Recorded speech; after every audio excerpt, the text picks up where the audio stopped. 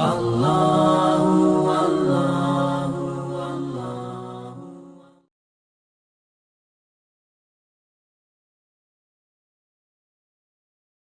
Oke. Mic-nya bagus sih. Wah, apa itu?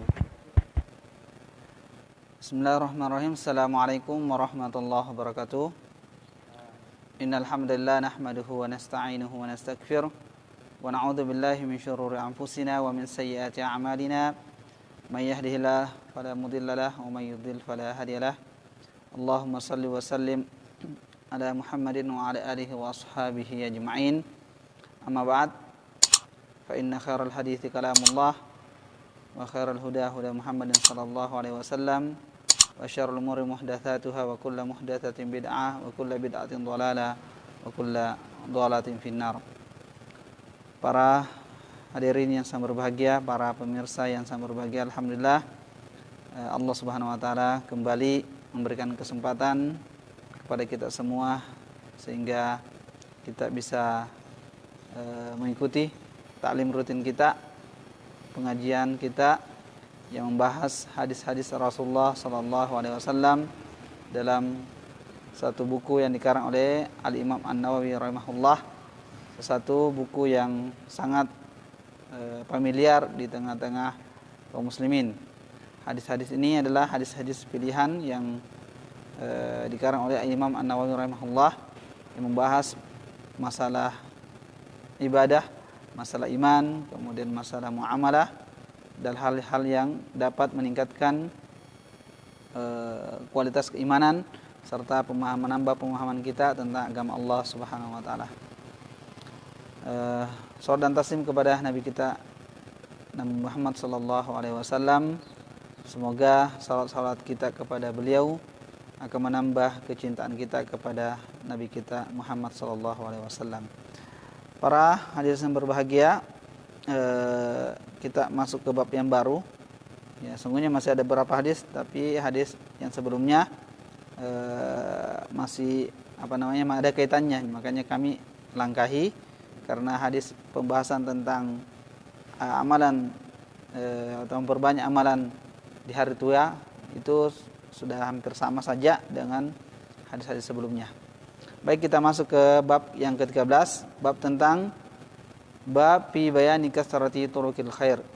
Bab yang ke-13 tentang penjelasan banyaknya jalan-jalan kebaikan. Bab tentang banyaknya jalan-jalan melakukan kebaikan. Ini ada beberapa ayat, kita akan bacakan beberapa ayat yang terkait tentang bab kita. A'udzubillahi minasyaitonirrajim. Qala Allah Ta'ala wa ma taf'alu min khairin fa innallaha bihi alim. Kemudian firman Allah Subhanahu wa taala, wa ma taf'alu min khairi ya'lamuhullah. Kemudian berikut, faman ya'mal mithqala dzarratin khairan yarah. Kemudian yang berikut, man 'amila shalihan falinafsih. Dan ayat-ayat seperti ini sesungguhnya sangat banyak dalam Al-Qur'an Karim.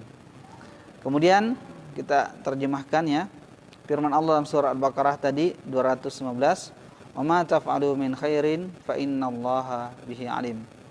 Apapun yang kamu lakukan, wa ma taf'alu min khairin, apa yang kamu lakukan dari satu kebaikan, maka sesungguhnya Allah Subhanahu wa taala Maha tahu.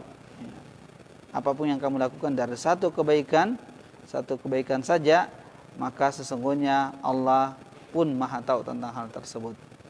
Kemudian firman Allah yang berikut, ya, wa ma taf'alu min khairin ya'lamuhullah. Hampir sama ya, teksnya. Dan apapun yang kamu lakukan dari satu kebaikan, ya'lamuhullah, pasti Allah tahu, pasti Allah mengetahuinya. Dalam surah Az-Zalzalah ya, ini lebih spesifik lagi, amalan yang begitu paling kecil pun Allah pun tahu. Faman ya'mal mithqala dzarratin khairan yarah.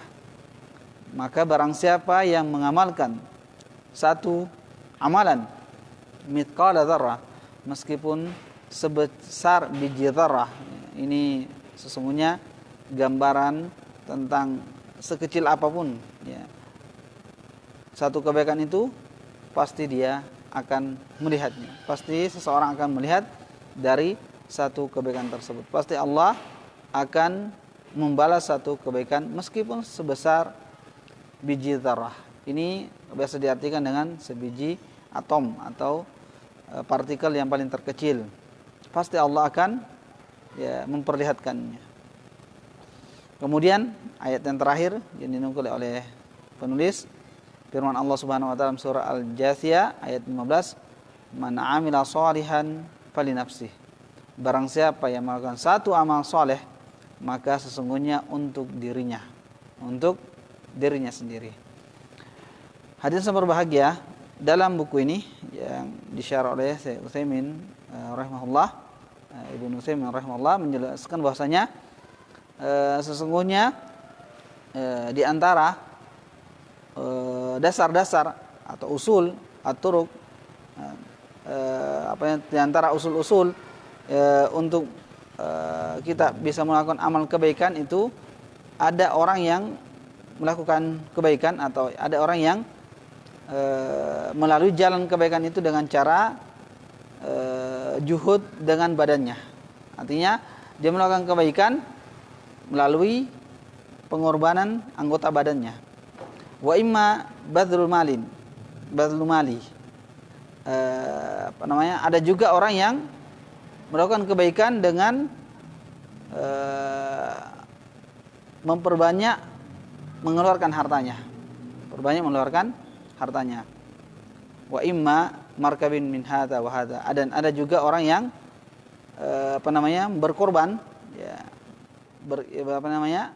melakukan kebaikan dari satu kebaikan berikut atau satu jenis kebaikan kepada kebaikan berikut. Dan ini seseorang patut untuk mengetahuinya, mana yang mana yang paling pantas, ya, karena setiap orang tentu berbeda-beda, mana yang paling mudah dia untuk dilakukan. Dan ini kita akan masuk nanti pembahasan bagaimana hadis yang menjelaskan tentang hal ini. Jadi pembahasan tentang beramal soleh atau pintu-pintu kebaikan, pintu-pintu jalan-jalan kebaikan itu sungguh sangat banyak. Dan ini juga syariat Islam ini datang dengan bentuk variasi-variasi ibadah, ya. Sangat banyak variasi-variasi ibadah sehingga kita tidak akan jenuh dari satu ibadah. Nah, makanya dalam ibadah salat pun Allah Subhanahu wa taala di awalnya berikan kewajiban 50 rakaat, Allah kurangi, ya. Bayangkan kalau 50 salat dalam sehari semalam, ya. Ini akan membuat bisa saja seseorang akan malal. Bisa seseorang akan jenuh dan bosan. Ya, kalau 50 salat, 5 saja yang sehari semalam, banyak orang-orang yang tidak continue, tidak menjaganya, apalagi kalau sampai 50. Ya, kalau kita menghitung-hitungkan dalam 24 jam 50 salat, ya, kalau satu salat saja atau satu ibadah salat kita kerjakan misalnya 5 menit, kalau sampai 50, bayangkan, ya, sampai bisa 1-2 jam, ya, berjam-jam, bisa sampai berjam-jam, ya.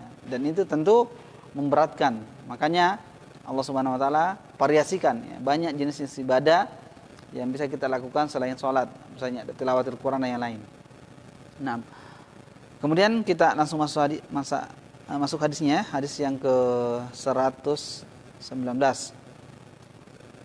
Hadis yang pertama, qala al-mu'allif an Abi Dzar Jundub bin Junadah radhiyallahu anhu qala qultu ya Rasulullah ayyul a'malil afdal qala al-iman billah wal jihadu fi sabilih qultu ayyu riqabil afdal qala anfusuha 'inda ahliha wa aktsaruha thamana qultu fa illam af'al qala tu'inu sani'an aw tasna'u li akhraq qultu ya Rasulullah ara'aita in da'uftu an ba'dil amal qal takuffu syarrak anin nas fa innaha sadaqatun min ala nafsik.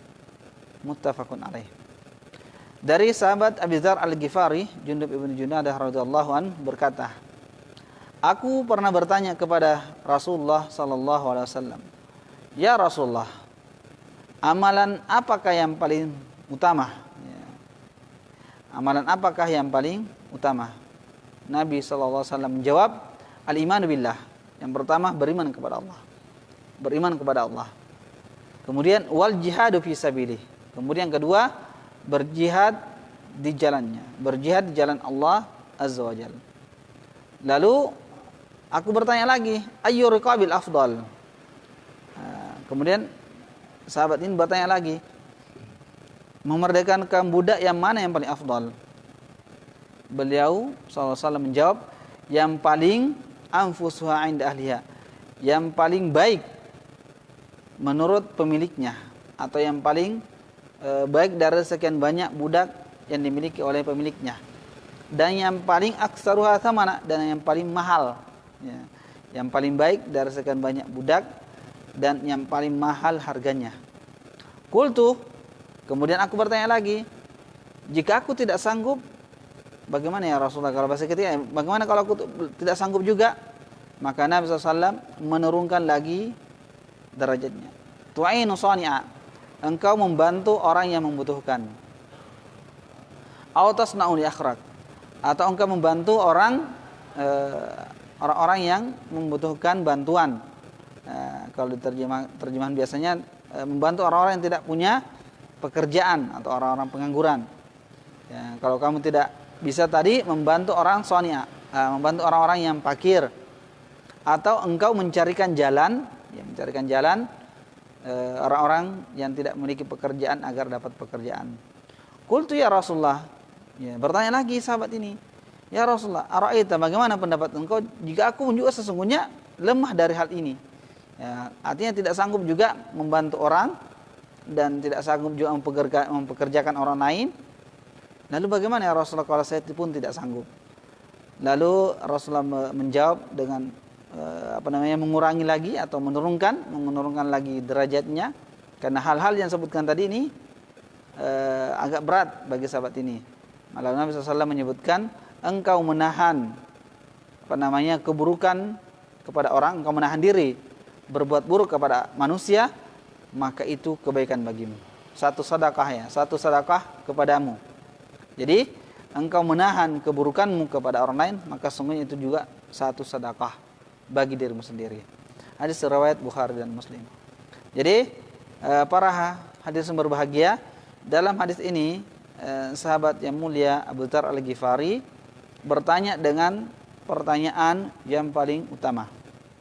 Bertanya tentang apa? Tentang amalan yang paling utama. Ya.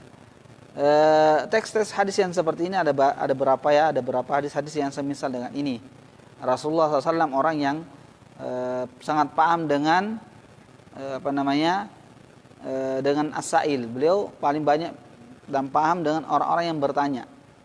Rasulullah SAW ketika ditanya tentang hal-hal ini, sepertinya beliau memvariasikan juga jawaban. Ya, ketika datang bertanya fulan, Rasulullah menyebutkan tentang birrul walidain. Karena orang ini sesungguhnya dia pantas lebih cocok untuk berbakti kepada orang tuanya. Datang si fulan bertanya dengan amalan yang seperti ini juga, Rasulullah SAW memberikan jawaban yang berbeda. Kenapa bisa demikian? Karena Rasulullah SAW tahu kapasitas orang yang bertanya ini, kemampuannya dan apa yang paling dibutuhkan untuk dia. Ya, jadi Rasulullah SAW menyebutkan dengan jawaban-jawaban yang kadang berbeda ketika ditanya apakah yang paling afdal. Maka artinya orang yang bertanya itu apa yang dia bisa lakukan untuk yang paling utama dia bisa kerjakan. Nah, dan perlu kita ketahui hadirin berbahagia, para sahabat Rasulullah SAW adalah orang-orang yang begitu bersemangat sesungguhnya dalam melakukan kebaikan. Ya, ketika mereka bertanya tentang amalan yang paling mulia atau amalan yang paling afdal atau amalan yang paling apakah yang paling utama yang saya lakukan, sungguh mereka tidak seperti dengan kebanyakan kita. Tidak seperti dengan kebanyakan ya, kita hari ini bertanya sesuatu amalan yang utama. Ya, tetapi tidak bersemangat ataupun tidak mau melakukannya, hanya bertanya saja, sekedar bertanya. Nah, berbeda dengan para sahabat radhiyallahu alaihim ajmain, kebanyakannya mereka adalah orang-orang yang paling gemar, bahkan mereka berlomba-lomba untuk melakukannya. Jadi setelah mereka tahu tentang amalan yang paling utama, mereka langsung kerjakan. Ya, saya teringat kisah sahabat Abu Talha ya, yang sangat terkenal tentang firman Allah Subhanahu wa taala, bagaimana sahabat ini mengorbankan hartanya yang paling baik dan berlomba-lomba dalam kebaikan. Ya. Ketika turun firman Allah Subhanahu wa taala tentang lan tanalul birra hatta tunfiqu mimma tuhibbun, engkau tidak akan sampai dalam derajat albir sampai engkau menginfakkan harta yang paling baik. Hatta tunfiqu mimma tuhibbun, harta yang paling kau cintai, harta yang paling kau sayangi. Engkau tidak akan sampai kepada derajat albir sampai engkau mengorbankan harta yang paling engkau cintai, yang paling kau sayangi, yang paling kau cintai. Maka mendengar firman Allah Subhanahu wa taala ini, dia pulang ke rumah. Dia mengatakan kepada istrinya, "Wahai istriku, sungguh kita punya kebun yang sangat baik. Dan ini kebun yang paling utama. Kenapa kebun ini? Kebun yang dekat dengan Masjid Nabawi. Kalau bahasa kita strategis ya, sangat strategis. Kalau urusan bisnis ya paling bagus sebenarnya karena dekat dengan Masjid Nabawi. Dekat dengan Masjid Nabawi. Kemudian kebunnya rapi, bersih. Nah, tidak banyak rumputnya dan seterusnya, baguslah. Dan juga penghasilannya sangat bagus, artinya panennya sangat bagus. Ya. Lalu dia datang kepada Rasulullah SAW, "Ya Rasulullah, saya mendengar ayat ini dan seterusnya." Lalu dia mengatakan, "Saya sedekahkan ini. Saya wakafkan ini kebun." Dia wakafkan kebun tersebut untuk Allah Subhanahu wa taala. Maka Rasul mengatakan, beruntung, harta yang beruntung. Nah, mendengar itu juga Umar radhiyallahu an dalam kesempatan yang berbeda, Umar ternyata mendengar ayat seperti itu juga, ayat ini dia mengatakan, setiap kali saya mendapati harta saya yang paling terbaik, maka itu saya keluarkan. Karena Allah katakan tidak akan sampai Anda derajat kepada albir sampai Anda mengeluarkan harta yang paling Anda cintai. Maka Umar mengatakan, maka aku termasuk orang yang ketika mendapati harta saya yang paling saya cintai, saya keluarkan untuk agama Allah Subhanahu wa taala. Jadi para ikhwan, para pemirsa dimanapun Anda berada, bahwasanya sahabat-sahabat Rasulullah SAW ketika bertanya tentang apa amalan yang paling afdal, bukanlah orang yang tidak mau mengerjakannya. Kalau kita melihat teks ini, jangan kita mengira bahwa sahabat ini mentes-tes saja. Sesungguhnya tidak. Mereka bertanya karena ingin tahu dan ingin melakukannya. Dan mereka ketika bertanya ulang, bukan berarti mereka cuma tes-tes saja. Mereka juga ingin sebenarnya, tetapi karena kelemahan, mereka tidak sanggup, maka mereka minta apakah masih ada. Ya kan, bahasa seperti itu. Tidak seperti kita, ya, tahu, tapi sesungguhnya dari awal memang tidak ada keinginan. Mereka ada keinginan. Bahkan mereka berlomba-lomba melakukan kebaikan. Bukankah Allah sebutkan mereka adalah orang-orang yusari'una fil khairat, orang yang berlomba-lomba dalam kebaikan-kebaikan. Nah, kemudian hadis berbahagia, kemudian dalam hadis ini sahabat yang mulia Abu Dzar Al-Ghifari radhiyallahu an diberikan jawaban oleh Rasulullah SAW. Yang pertama adalah sesungguhnya amalan yang paling termulia adalah al-iman. Ya, amalan yang paling mulia ya, di sisi Allah Subhanahu wa taala derajat keimanan atau beriman kepada Allah. Karena ya sebanyak apapun amalan-amalan yang lain, kalau tidak disertai dengan keimanan kepada Allah Subhanahu wa taala, itu tidak ada artinya. Ya, ini menjadi syarat, ya. Syarat iman kepada Allah Subhanahu wa taala. Tidak akan bermanfaat kebaikan-kebaikan itu kalau tidak ada iman kepada Allah. Kalau tidak beriman kepada Allah Subhanahu wa taala, tidak ada nilainya. Harta yang melimpah kemudian diperuntukkan untuk orang-orang yang membutuhkan, orang-orang yang fakir dan semacamnya, dibantu dengan harta yang kita miliki, kemudian tidak beriman kepada Allah Subhanahu wa taala, orang-orang seperti ini tidak ada nilainya. Nah, inilah Allah Subhanahu wa taala sebutkan tentang yauma ya'addu dzalimu ala yadayhi. Ya, di hari kemudian nanti banyak orang-orang yang menyesal. Bahkan ada orang-orang melihat amalannya begitu banyak kelihatannya, kan, tetapi faj'alnahu haba'an mansura, Allah jadikan seperti debu berterbangan. Tidak ada nilainya. Kelihatannya banyak, kan, tetapi habis. Tidak ada nilainya karena tidak ada iman kepada Allah Subhanahu wa taala. Jadi syarat amalan-amalan kita diterima oleh Allah Subhanahu wa taala karena beriman, karena iman. Ya, dan tentu masalah iman ini kembali lagi bukan hanya karena beriman kepada Allah, kan tetapi juga terkait masalah keyakinan atau keikhlasan. Ya, boleh jadi amalan itu kelihatannya besar, tapi kalau tidak disertai dengan keimanan kepada Allah, keikhlasan kepada Allah, juga tidak ada nilainya. Tidak ada nilainya. Jadi yang membesarkan amalan kita sebenarnya adalah karena keimanan dan keikhlasan. Makanya Abdullah bin Mubarak pernah mengatakan bahwasanya rubba amalin shagirin tukabirunnya. Betapa banyak amalan yang kecil itu akan menjadi besar di sisi Allah Subhanahu wa taala karena niat. Nah, sebaliknya juga wa rubba amalin kabirin tusaggiruhunnya. Betapa banyak amalan yang besar yaitu kerdil di sisi Allah Subhanahu wa taala karena niat juga. Ya. Siapa sih yang tidak mengenal bahwa jihad adalah zarwatus sanamil Islam, adalah puncak dari Islam ini, akan tetapi dia akan ringan, dia akan kerdil, bahkan boleh jadi tidak bernilai ketika niat orang-orang berjihad itu bukan karena Allah Subhanahu wa taala. Sebaliknya, ya, kita akan mungkin sebutkan nanti, ada orang-orang yang amalannya sederhana, amalan kecil. Ya, kecil sekali, akan tetapi karena ikhlas kepada Allah semata-mata ingin mengharapkan ridha Allah Subhanahu wa taala, ternyata amalan itu yang diterima. Nah, amalan itu yang diterima. Ya, makanya kita selalu meminta kepada Allah Subhanahu wa taala semoga amalan kita diterima. Dan kita tidak tahu yang mana amalan-amalan itu yang diterima oleh Allah Subhanahu wa taala. Ya, karena kita tidak tahu yang mana, apakah amalan ini, amalan itu, kita tidak tahu. Makanya jangan kita pernah berhenti dari amal-amal kebaikan dengan variasi-variasiannya, dengan berbagai macam bentuk dan model-modelnya, jenis-jenisnya. Nah, ini yang pertama, bahwasanya amalan iman atau iman kepada Allah merupakan derajat pertama. Kemudian yang kedua adalah jihad. Ini pun yang kedua, bahwasanya jihad fisabilillah adalah amalan yang mulia, amalan yang paling mulia. Ya, karena jihad inilah yang membuat umat ini mulia.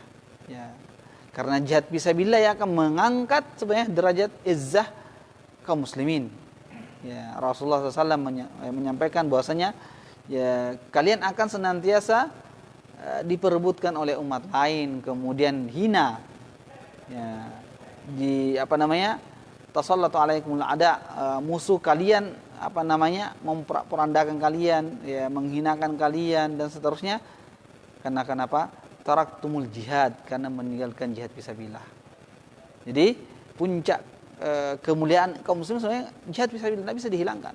Jihad ini tidak boleh hilang dalam kamus pribadi-pribadi kaum muslimin. Ya, ini nggak boleh hilang. Ini syariat ini. Ya, syariat jihad fisabilillah nggak akan pernah hilang. Ya, meskipun sebenarnya sebagian orang ingin memudarkan makna jihad fisabilillah, ingin memudarkan makna jihad fisabilillah dengan berbagai macam propaganda menghilangkan ruh jihad dalam pembahasan dalam agama ini. Ini tidak bisa hilang. Ini syarat Allah Subhanahu wa taala. Tentu jihad yang kita maksud jihad yang benar tentunya. Dan jihad saat ini yang memungkinkan yang paling terbaik adalah jihad dengan ilmu. Kenapa? Jihad dengan ilmu saat ini sangatlah besar. Ya, kalau jihad Syekh Utsaimin rahimahullah, Ibnu Utsaimin rahimahullah menyebutkan sini, mengatakan kalau jihad dengan senjata, mengesanjangkan senjata saat ini, ya, itu musuhnya itu jelas, yang pertama jelas. Kemudian penyimpangannya sudah jelas, tidak perlu banyak hujjah, tidak perlu banyak penjelasan, karena jelas musuh kita sangat jelas. Ya, jihad dengan senjata. Ya, tapi jihad dengan ilmu itu lebih berat. Kenapa? Banyak hal-hal yang harus diperbaiki. Misalnya syubhat-syubhat, ya, kemudian kejahilan yang begitu banyak, kebodohan, syubhat, keraguan-raguan dan penyimpangan yang begitu banyak yang perlu untuk diluruskan dengan ilmu. Jihad dengan ilmu, jihad dengan berdakwah dan berilmu. Ini yang paling berat. Kenapa? Ini sepanjang waktu. Jihad biasanya juga ada masanya, misalnya sekian bulan, 1 tahun dan seterusnya, kembali lagi. Tapi jihad dengan ilmu itu setiap saat. Makanya Allah Subhanahu wa taala sebutkan wajahidu bihi jihadan kabira. Ya, Allah sebutkan tentang jihad dengan ilmu bil Quran, Jihad dengan Al-Quran dengan jihad dan kabira. Berjihadlah melawan mereka dengan jihad dan kabira, dengan jihad yang besar. Bahkan kalau di dalam surah At-Taubah itu sama kedudukannya antara jihad qitali, jihad peperangan dengan jihad bil ilmi, bid dakwah itu sama kedudukannya.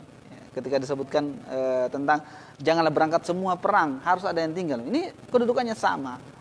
Kedudukannya sama. Bahkan untuk saat ini inilah yang paling bisa kita lakukan, dan inilah yang paling utama untuk kita bisa lakukan hari ini adalah jihad dengan ilmu. Sampai-sampai ada kisah menarik, saya sampai menyatakan dia pernah menyaksikan bagaimana kebodohan itu begitu-begitu tersebar, bahkan banyaknya kejahilan dan orang-orang yang menisbatkan kepada ilmu tapi ternyata membuat keraguan dan membuat kekacauan dan fitnah. Dia menyebutkan ada kisah, sampai dia menyebutkan ada kisah ada orang-orang yang membangun masjid, kemudian karena masjid itu dibangun oleh donatur, ya para muslimin, para donatur yang para donaturnya itu ya Allah istilahnya mungkin keislamannya masih istilahnya belum istiqomah, masih sering terjatuh dalam perbuatan maksiat, tapi dia punya sumbangsi bahkan membantu membangun masjid, sehingga muncullah orang-orang yang mengatakan tidak sah sholat di masjid itu fulani. Coba bayangkan, tidak sah karena kenapa? Orang-orang yang membangunnya itu misalnya dari para pelaku dosa besar, ya. Bahkan mengatakan tidak sah sholat di sana. Ada lagi yang mengatakan sholat dengan seperti itu enggak, macam-macam. Ini dia mengatakan ini kejahilan yang sangat berbahaya, memberikan fatwa dan bisa menyesatkan umat, sampai mengaku tidak sah sholat di masjid Al-Fulani karena kenapa? Karena donaturnya ini dan seterusnya. Inilah yang perlu untuk kita luruskan dengan jihad dengan ilmu. Nah, jadi posisi kedua adalah jihad fisabilillah. Kemudian yang berikut dia bertanya lagi, ayu riqabil afdal, ya, memerdekakan budak yang paling afdal itu bagaimana ya Rasulullah? Nah, kemudian Rasulullah menyebutkan yang paling baik yang dimiliki oleh tuannya dan paling mahal. Nah, ini saya tadi singgung dari awal bahwasanya ya semakin mahal, semakin berkualitas, ya semakin berat juga ujian dan cobaannya. Ya, harta, ya karena budak-budak ini bernilai besar nilainya, mahal nilainya. Semakin bagus, orang biasa tidak mau melepaskan, apalagi kalau budak tersebut ternyata memberikan penghasilan yang begitu banyak karena kuat bekerja misalnya, atau dia bagus perangainya, bagus akhlaknya, sehingga sang pemiliknya tak rela untuk menjualnya.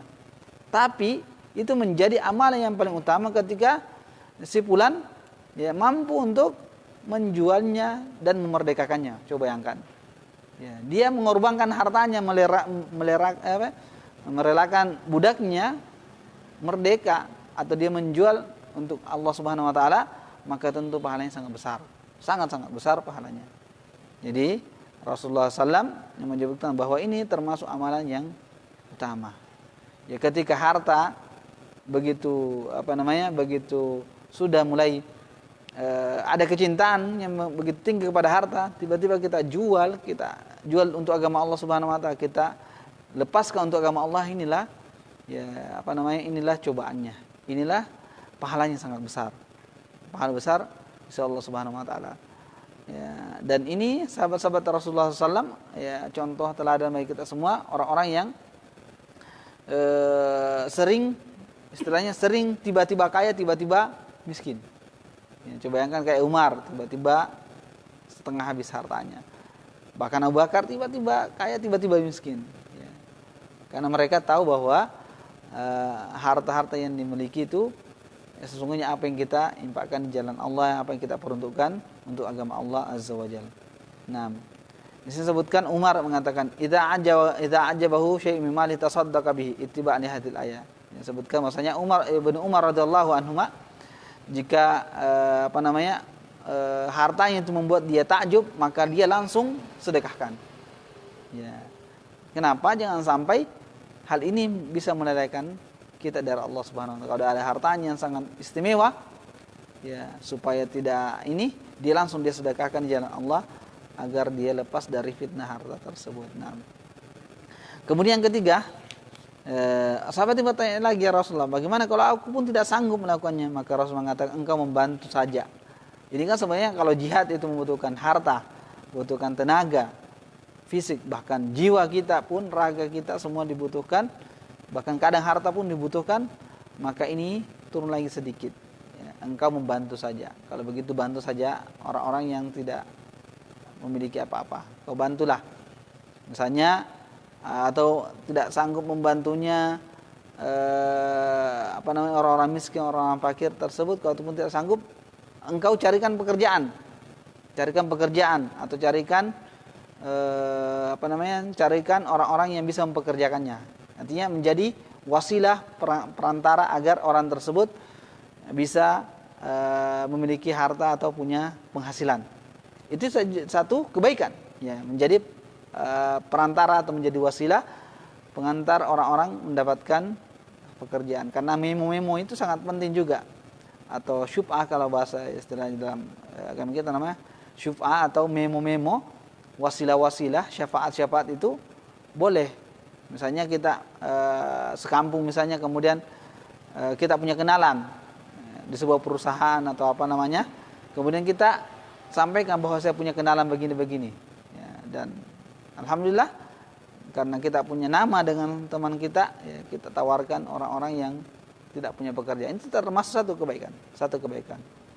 Engkau membantu orang yang tidak memiliki pekerjaan, engkau bantu ataupun berikan perantara agar orang tersebut dapat bekerja.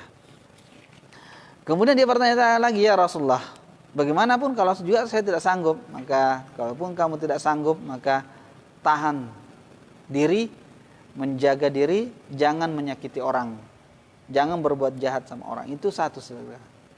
Coba bayangkan, kalau kita tidak sanggup melakukan kebaikan, coba hal terendah ini, paling terendah. Kalau kita tidak sanggup melakukan kebaikan, tahan diri saja, jangan ganggu orang. Ya, kalau kita tidak bisa berbuat baik, maka tenang saja, menahan diri itu satu kebaikan. Coba bayangkan, ini sesuatu bentuk karunia kasih sayang Allah Subhanahu wa taala. Sesuatu faedah juga bahasanya bentuk kasih sayang Allah Subhanahu wa taala kepada orang-orang beriman, tidak melakukan keburukan itu satu kebaikan. Tidak melakukan keburukan, ya, kita menahan karena tidak sanggup, misalnya tidak sanggup melakukan kebaikan, tidak ada kebaikan bisa lakukan, maka menahan diri dari keburukan itu satu sedekah untuk seseorang. Kemudian faedah berikut, ya para pemirsa yang berbahagia, faedah yang berikut yang kita bisa ambil juga bahwasanya seorang pengajar atau seorang guru atau seorang pengajar perlu untuk tetap bersabar, menghadapi murid-murid atau para penuntut ilmu dengan berbagai macam tipenya. Ini Rasulullah SAW bersabar menghadapi sahabat-sahabatnya bertanya berkali-kali, dan Rasul bersabar menghadapi mereka. Ini juga dalil atau menjadi juga faedah bahwasanya boleh bertanya lebih dari satu pertanyaan. Boleh seseorang bertanya berkali-kali kalau memang ada hajat. Misalnya belum jelas atau masih butuh penjelasan, tidak apa-apa. Inilah ketika membutuhkan penjelasan tambahan, diberikan penjelasan tambahan. Karena boleh jadi apa yang kita sampaikan kita paham, tapi belum tentu para pendengar paham dan mengerti apa yang kita sampaikan. Farubba sami'in afqahu liman ablagha fi. Ya, boleh jadi orang yang orang yang sampaikan itu belum tentu paham apa yang kita sampaikan. Jadi kesabaran seorang guru, dan ketika murid juga tidak paham, boleh minta penjelasan tambahan dan boleh bertanya lebih dari satu pertanyaan. Kemudian yang berikut juga bahwasanya di hadis ini memberikan juga gambaran kepada kita semua tentang apa namanya kemampuan seseorang dalam melakukan kebaikan. Kemampuan seseorang itu berbeda-beda. Saya ulangi lagi bahasanya, kemampuan seseorang untuk melakukan kebaikan itu bervariasi, bertingkat-tingkat, dan ini dikembalikan kepada diri kita masing-masing. Ada orang condong dan cenderung kepada misalnya sholat, silahkan. Ada juga orang yang cenderung dan lebih condong kepada puasa misalnya, silahkan. Ada juga orang yang cenderung dan condong kepada tilawatil Quran, silahkan. Kalau salah Abdullah bin Mas'ud mengatakan dia lebih condong dan cenderung kepada bagaimana memperbanyak tilawatil Quran. Makanya dia mengatakan, saya tidak sanggup banyak berpuasa. Kenapa? Saya lemah kalau terlalu banyak berpuasa, maka saya lebih condong kepada ibadah yang lain. Dia condong kepada tilawatul Quran dan sholat. Lebih semangat dia di situ. Maka itu parisikan. Atau ada orang juga ternyata dia belum bisa sanggup ya. Pernah ada yang bertanya, bagaimana Ustaz kalau ada orang dia malas atau tidak sanggup misalnya puasa, tidak sanggup juga sholat banyak-banyak, tidak sanggup juga ini, tapi dia punya harta. Ya, bagaimana orang seperti itu? Dia punya harta, kasih orang, nggak apa-apa. Kalau itu memang dia pintu kebaikan di situ, nggak apa-apa. Misalnya dia suka menyumbang buka puasa, nggak apa-apa. Atau membantu orang fakir miskin dengan harta, iya, nggak apa-apa. Disitulah dia pintu-pintu kebaikannya. Ya. Dibanding orang-orang yang tidak punya perhatian dengan hartanya, dengan kebaikan seperti itu, maka silakan. Ada orang jarang-jarang puasa sunat, tapi dia banyak memberikan sedekah-sedekah kepada orang-orang yang berpuasa, atau membantu orang-orang yang misalnya orang belajar, ya, misalnya dia menjadi orang tua asuh misalnya, atau menjadi donatur orang-orang yang belajar di pondok, di pesantren dan semacamnya, maka jangan dicela. Ya, disitulah dia pintu kebaikannya. Ya, karena tidak semua orang sanggup, dan orang-orang yang masuk ke dalam surga ini dan semua pintu tidak sama, tidak sanggup.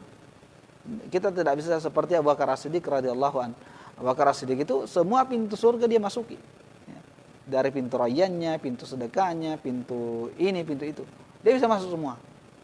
Dan jarang-jarang orang seperti itu, jarang-jarang. Makanya Rasulullah SAW menyampaikan Abu Bakar ini masuk dari semua pintu. Karena ada pintu sholat, ada pintu puasa, ada pintu sedekah, ada pintu ini, pintu itu. Ya. Maka boleh jadi dia masuk dengan pintu, misalnya pintu rayyan, rajin puasa. Ada orang pintu lewat sedekah, pintu sholat dan seterusnya. Ya. Maka ada juga orang yang ternyata dia cuma bisa dengan banyak zikir, ya, lisannya. Dan juga keutamaan tersendiri. Ada orang yang rajin berzikir, ya, rajin berzikir dengan lisan dan hatinya, ya, tidak pernah berhenti. Makanya Rasulullah SAW mengingatkan tentang ada orang-orang yang melampaui kita karena zikirnya. Sabaqal mufarridun, ada orang yang melampaui kita dengan zikir-zikirnya itu. Ya, zikir tidak mesti harus tidak mesti harus mulazamah 24 jam atau 12 jam duduk dan seterusnya. Boleh zikir pun di mana? Mau duduk kah, mau baring-baring kah, di kendaraan kah, atau di mana? Selama kita sadar dan masih melek, ya maka silakan berzikir dengan zikir yang mutlak, yang tidak terikat jumlahnya. Mau sedikit berapapun silakan. Makanya Allah sebutkan tentang zikir itu sebanyak-banyaknya. Wadhkurullaha katsiran la'allakum tuflihun. Ya, dan ayat-ayat tentang banyak berzikir. Adz-dzakirinallaha katsiran wadz-dzakirat, wanita, laki-laki yang banyak berzikir kepada Allah Subhanahu wa taala, melampaui kita. Kaget sahabat, ya Rasul, bagaimana mereka melampaui kita? Kenapa? Apa resepnya, apa rahasianya? Mereka dzakirinallaha katsiran wadz-dzakirat, melampaui kita karena ternyata mereka sambil duduk kita ngobrol, ternyata lisannya, hatinya zikir kepada Allah. Kita santai, ya, santai minum-minum, ternyata tidak berzikir kepada Allah. Santai urusan dunia berjam-jam, ternyata tidak ada pembahasan tentang akhirat, kalah kita. Misalnya saja setengah jam seseorang itu mungkin, ya, dia berzikir kepada Allah, berzikir subhanallah, alhamdulillah, seterusnya. Ya, ternyata kita setengah jam duduk ngobrol, tidak ada akhirat, kalah kita lagi. Atau mungkin sementara naik kendaraan, Ya, kita main apa yang sana kemari, ternyata orang tersebut lisannya turun baca zikir, nanjakan zikir lagi. Lisannya basah terus dengan zikir, itulah yang mengalahkan kita. Ya, itulah yang mengalahkan sebagian besar orang karena zikirnya kepada Allah Subhanahu wa taala. Belum lagi yang lain, ya. Ada kemarin ada syekh itu bisa mengkhatamkan Al-Qur'an per 2 hari. Coba bayangkan.